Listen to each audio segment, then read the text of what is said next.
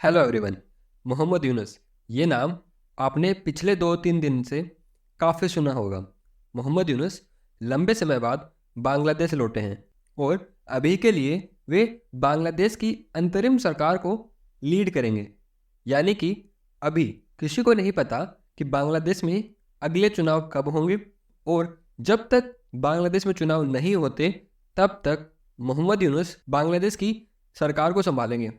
भारत बांग्लादेश की अंतरिम सरकार को लेकर चिंतित है, क्योंकि कोई नहीं जानता कि बांग्लादेश में आने वाली गवर्नमेंट फुल्ली डेमोक्रेटिक होगी या आर्मी बैक्ड गवर्नमेंट होगी, जैसा कि पाकिस्तान में है। इस वीडियो में हम ये जानेंगे कि मोहम्मद यूनुस कौन है, उन्होंने जीवन में क्या हासिल किया है और उन्हें नोबेल पुरस्कार किस वजह से मिला। इस वीडियो में हम बात करेंगे कि शेख हसीना ने उन्हें खून चूसने वाला क्यों कहा, और इसके अलावा शेख हसीना की पार्टी की ओर से ये आरोप क्यों लगाए गए कि वह अमेरिका के एक एजेंट है और अमेरिका के बिहाफ पर काम करते हैं। हम देखेंगे कि प्रधानमंत्री नरेंद्र मोदी ने बांग्लादेश में हिंदुओं पर हो रहे हमलों पर क्या बोला।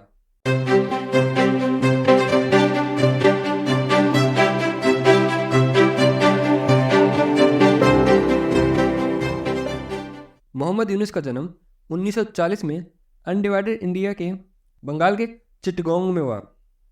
मोहम्मद यूनुस की स्कूलिंग और ग्रेजुएशन उस वक्त के पूर्वी पाकिस्तान में हुई। 1960 और 61 में ग्रेजुएशन और पोस्ट ग्रेजुएशन कंप्लीट होने के बाद अपने आगे के करियर के लिए वह अमेरिका शिफ्ट हो गए और 1965 में उन्होंने अमेरिका से ही इकोनॉमिक्स में पीएचडी की।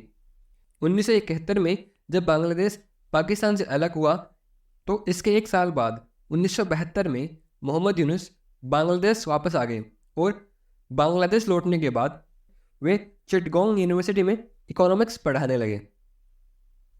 1974 में जब बांग्लादेश में भयंकर फैमाइन आया, जिस कारण लोगों के पास खाने को कुछ नहीं था, तब मोहम्मद यूनुस को लगा कि लोगों को माइक्रो फाइनेंस की ज़रूरत है। इस समय लोगों को थोड़े टाइम के लिए लोन की ज़रूरत थी ताकि वे अपने बिजनेस को दोबारा बना सके या कुल मिलाकर अपने जीवन को बेहतर बना सके। तो इसके लिए उन्होंने 9 साल बाद ग्रामीण बैंक खोला। 1983 के टाइम ग्रामीण बैंक एक बहुत ही यूनिक आइडिया था। ग्रामीण बैंक एक माइक्रो फाइनेंस बैंक थी जो मेनली गरीबों के लिए बनाई गई थी, ताकि अगर कोई कम ब्याज दरों पर लोन चाहे तो उन्हें ये लोन ग्रामीण बैंक से मिलेंगे। ग्रामीण बैंक ने काफ़ी हद तक अच्छा काम किया और 2006 में ग्रामीण बैंक के काम को देखते हुए मोहम्मद यूनुस को शांति का नोबेल पुरस्कार दिया गया। उन्हें इकोनॉमिक्स में नोबेल पुरस्कार नहीं मिला क्योंकि ग्रामीण बैंक बांग्लादेश में एक मॉडल के रूप में बहुत सफल नहीं हुई, लेकिन उनके प्रयासों और उनके विचारों के लिए उन्हें शांति का नोबेल पुरस्कार दिया गया। और जैसे ही उन्हें नोबेल पुरस्कार मिला, मोहम्मद यूनुस ने 2007 के आसपास एक बात कही कि वे एक पॉलिटिकल पार्टी भी बना सकते हैं ताकि बांग्लादेश में बड़ा बदलाव कर सके। इस टाइम आप देखेंगे कि मोहम्मद यूनुस को अमेरिका की तरफ से कई अवार्ड मिलने लगे। यहाँ आप देखेंगे कि 2006 में उन्हें नोबेल पुरस्कार मिला। 2009 में उन्हें अमेरिका से प्रेसिडेंशियल मेडल ऑफ फ्रीडम मिलता है। यह अवार्ड मोहम्मद यूनुस को खुद बराक ओबामा ने दिया था। यह अमेरिका का हाईएस्ट सिविलियन अवार्ड है। इसके अलावा अमेरिका का कांग्रेस गोल्ड मेडल भी दिया गया।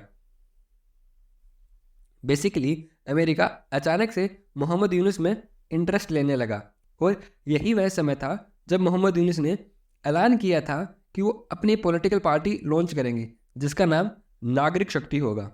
हालांकि वे इस पॉलिटिकल पार्टी को कभी लॉन्च नहीं कर पाए, लेकिन उस समय की विपक्ष की नेता शेख हसीना ने चेतावनी दी कि अचानक बांग्लादेश की राजनीति में एक आदमी को प्लांट किया जा रहा है, और उन्होंने कहा कि बांग्लादेश को इस बात की चिंता करनी चाहिए कि इस आदमी के पीछे कौन है। और जब शेख हसीना सरकार में आई तो उन्हें हमेशा से ही मोहम्मद यूनुस पर डाउट रहा और इसी कारण ग्रामीण बैंक में मोहम्मद यूनुस की इन्वॉल्वमेंट काफ़ी कम कर दी गई। शेख हसीना सरकार ने कहा मोहम्मद यूनुस की उम्र रिटायरमेंट की एज से बहुत अधिक है, इसलिए वह ग्रामीण बैंक के डायरेक्टर नहीं बन सकते और उन्हें पद से हटा दिया गया। ग्रामीण बैंक ने उन पर भ्रष्टाचार के कई आरोप लगाए। ये आरोप थे कि वे हाई इंटरेस्ट रेट वसूलते हैं। इसके अलावा भी मोहम्मद यूनुस पर कई आरोप लगे। इसलिए शेख हसीना ने मोहम्मद यूनुस को खून चूसने वाला कहा। 1 जनवरी 2024 को बांग्लादेश की कोर्ट ने लेबर लॉ वायलेशन के कारण मोहम्मद यूनुस को 6 महीने की सज़ा सुनाई और अब वे बांग्लादेश लौट रहे हैं। जाहिर है शेख हसीना के साथ उनके संबंध खराब रहे, इसलिए बांग्लादेश लौटते ही उन्होंने सबसे पहले ये कहा कि बांग्लादेश इतिहास में दूसरी बार आज़ाद हुआ है और 8 अगस्त 2024 को मोहम्मद यूनुस को बांग्लादेश की अंतरिम सरकार को लीड करने के लिए कहा गया। बांग्लादेश में जब तक चुनाव नहीं होते तब तक वे बांग्लादेश के प्रधानमंत्री के रूप में काम करेंगे। हाल ही में प्रधानमंत्री नरेंद्र मोदी ने ट्वीट किया कि प्रोफेसर मोहम्मद यूनुस को उनकी नई जिम्मेदारियों के ग्रहण करने पर शुभकामनाएं। हम आशा करते हैं कि बांग्लादेश में जल्द से जल्द स्थिति सामान्य होगी। और भारत के प्रधानमंत्री ने खुले तौर पर यह कहा कि हम उम्मीद करते हैं आप हिंदुओं और अन्य सभी अल्पसंख्यक समुदायों की सुरक्षा करेंगे। उन्होंने आगे कहा कि भारत बांग्लादेश के साथ काम करने के लिए प्रतिबद्ध है।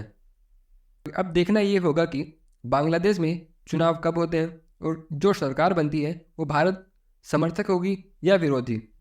प्रोबेबिलिटी है कि चुनाव होने के बाद बीएनपी बांग्लादेश नेशनलिस्ट पार्टी की सरकार बनेगी और खालिदा जिया फिर से प्रधानमंत्री बन सकती है, क्योंकि बांग्लादेश में इस समय केवल बीएनपी ही एक बड़ी पार्टी है और शेख हसीना की अवामी लीग पार्टी को लगभग डिसमेंटल कर दिया गया।